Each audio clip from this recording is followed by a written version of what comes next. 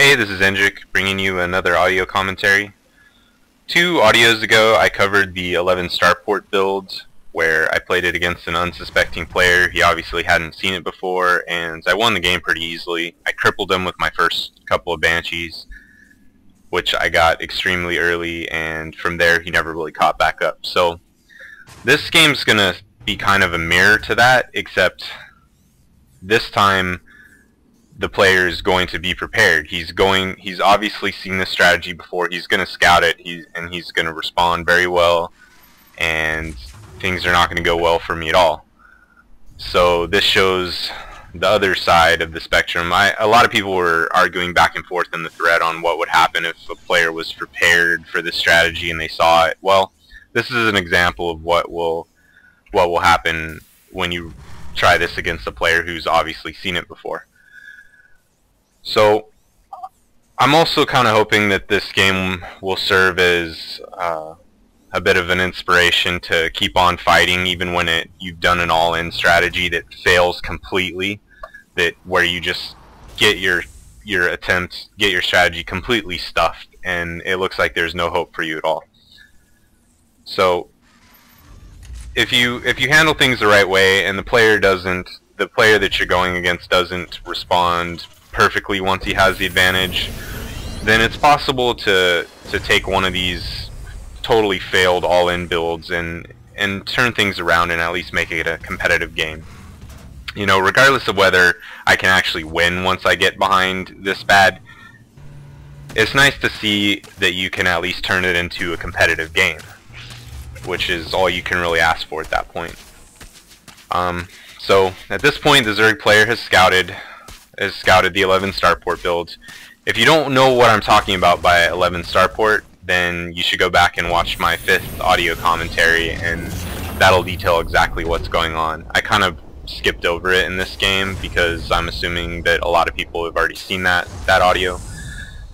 So go back and watch that one if you don't know what the hell I'm talking about here.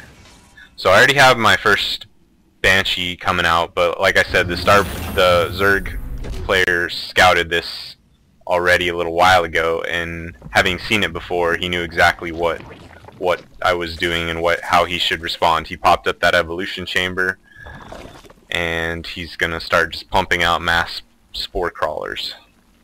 And he also decided to expand because he knows he can stop a Banshee or two with a couple of queens and some spore crawlers. So he has 2 queens right now. He built a second one when he saw that I was going 11 starport. I'm just scouting with this Marine, by the way. But yeah, like I said, when he scouted the 11 starport, he popped up the evolution chamber and he built a second queen. This one to go over here and kind of be mobile defense at his expansion. The queen can't take a Banshee by itself, one-on-one, but it almost can, and it can serve as a mobile harassment on that Banshee if the Banshee is kind of sitting just out of range of a spore crawler. So spore crawlers plus the Banshee is really the best way to stop an early Banshee or two. Oh, well, we missed a bit of action up there. Basically what happened was my Banshee came over here and got beat up by the spore crawlers, got shot down over here, didn't have anywhere to go. So I'm building another Banshee, trying to get my economy going after obviously it was, you know, kind of crippled by my build. Going with only 7 workers on minerals for the first several minutes of the game just cripples you. So this second Banshee comes out. He's already seen that there's spore crawlers all over the damn place. I went over there and killed a couple Zerglings because, hey, why not, you know? At this point, my all-in attack, my 11 starport, has completely failed, basically, because I didn't do any real damage with my first Banshee. So that's a total failure. I was sitting there with 7 SCVs on minerals and did no damage for it while the Zerg player is just macroing. So that's about as big of a failure as you can get in this game. So now, the way to handle that once you know you're way behind in a game like this, is if you have the units to do it, like a Banshee, when they don't have Mutalisks or even Hydras or anything, just use them to contain them. You need to get your economy going, and basically you want to buy yourself time. Even though I've always advocated finishing it early against Zerg, so that they don't have a chance to beat you with the macro game. You know, at this point, there's nothing I can do except to try to get into a macro war with the Zerg. I just have no other option. So I'm containing, I'm getting my own base going, harassing with my Banshees. You can see I built another command center, and I'm flying it over here to expand, where I'm hoping that the Zerg player won't scout. I'm leaving my natural expansion alone and hoping that he'll just assume that I don't even have enough minerals yet due to my wacky build to make an expansion. He's not going to put out the effort to really scout it well. So I'm still flying around, giving him something to worry about in his own base. I scanned there not so much to give my Banshees vision, as this entire base is just has spore crawlers all over the place. So A, I want to see where they all are, and B, I want to see if he's going. I know he's going to be going either Hydras or Mutalisks, possibly both. So that's why I did that seemingly worthless scan there. Continuing to harass. The Zerg player is not putting any pressure on me really because I'm walled off. He needs a bigger force before he can attack me. You know, I got a tank and I got some Marines standing behind a very thick wall. And, you know, obviously I could repair it if he was going to attack me. So I'm sitting my Banshees over here, just keeping him contained. He's building up an assault force so that he can knock down my wall.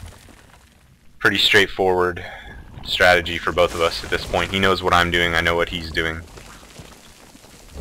But the fact that I'm still alive in this game, you know, is a good thing. I've survived this long. Every moment that goes on from here is kind of to my advantage, because he's not macroing all over the damn place. He knows he has the advantage, and what he's doing is working on building up an assault force that can take my base down rather than using his advantage to macro. So I have a tank up on the ledge here to give him something else to think about. Roaches are only range 3, so I put my tank just out of range. I know that all he has right now is roaches, and I put my tank just out of range of where they can hit me, so they ran over there, tried to reach my tank, couldn't, took a lot of damage, and now they're countering.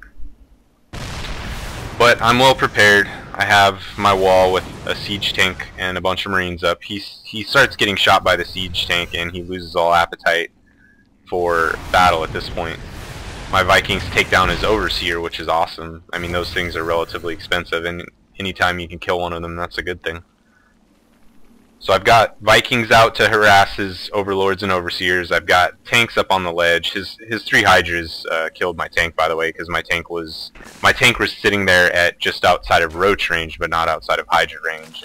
Apparently, the action that we missed there was that I didn't move my tank in time to survive those Hydras. So back to what I was saying. What I'm doing here is just I'm harassing on multiple fronts. I've had Banshees running around harassing him from the outsides. I've been putting up tanks on the ledge. I have a couple Vikings running around shooting down Overseers and Overlords, so that he has a lot of things to think about right now while he's, you know, trying to get his own game plan going.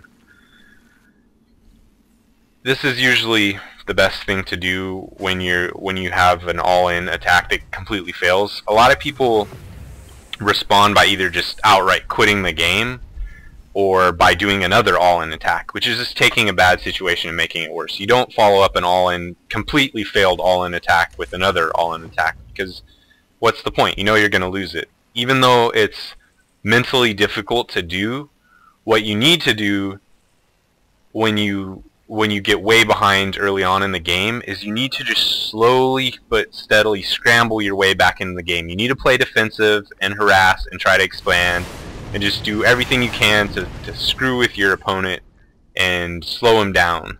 It's hard to do that mentally because you know you're so far behind, but that's really the